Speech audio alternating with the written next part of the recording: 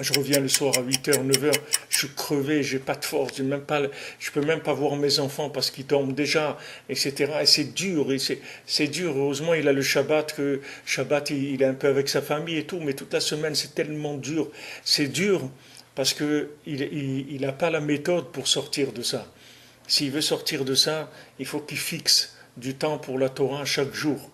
Même s'il fixe 20 minutes, mais que ces 20 minutes, elles soient toujours il y a rien qui fait bouger ces 20 minutes-là. Il fait 20 minutes de Torah et il fait 20 minutes de prière. C'est-à-dire, il prend de la Torah, il prend de la Tfila et il commence. Torah, Tfila. Torah et Tfila, chaque jour. Chaque jour. S'il fait ça, si tous les jours il fait Torah ou Tfila, il va voir que petit à petit, le poison du serpent il va s'éloigner de lui et ça par là ça va devenir plus facile.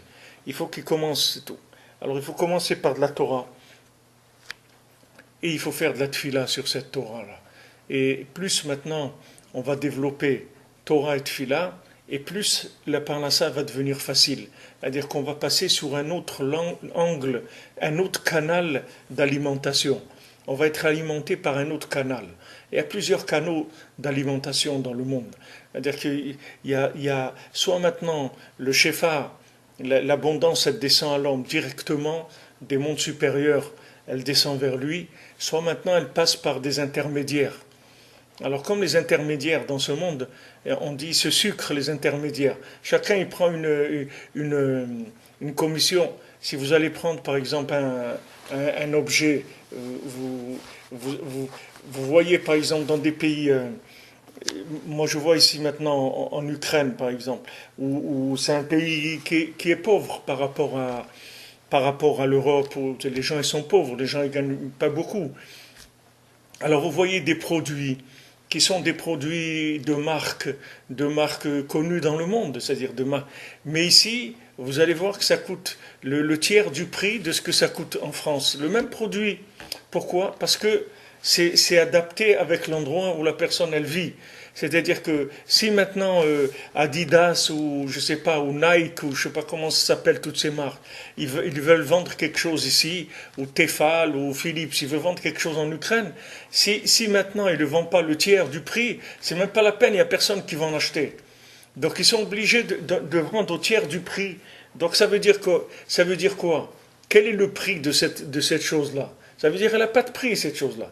C'est-à-dire que maintenant, vous allez acheter un mixeur Philips à Paris, vous allez payer 100 euros, et le même, vous allez l'acheter en Ukraine, il va coûter 30 euros. Mais pourquoi il coûte 30 euros? Alors, il coûte 30 ou il coûte 100? Quelle est sa valeur? Ben, il n'y a pas de valeur. La valeur, elle va bouger par rapport à l'endroit où l'homme il se trouve. Alors, maintenant, dans toute la parnassa, elle est comme ça. C'est-à-dire qu'un homme, spirituellement, il se trouve dans une conscience d'Hachem.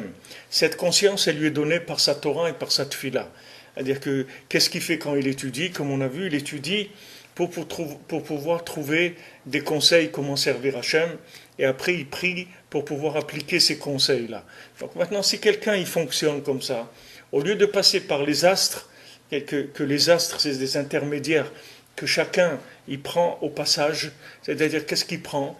Il va lui donner par rapport à là où il se trouve lui, puisque maintenant il n'est pas dans Torah et Tfila, alors il va lui donner par rapport à son comportement, par rapport à ses midot, par rapport à s'il fait du chesed, par rapport à il fait attention à la gdusha, s'il fait attention à la shonara, tout ça, son comportement, c'est ça qui va lui donner la parnassa qui va venir en passant par les astres. C'est-à-dire qu'il est dans un système de distribution, mais surveillé. C'est-à-dire que c'est donnant-donnant. C'est-à-dire on analyse la personne, on voit comment elle est, et selon comment elle est, on va lui donner sa parnassa.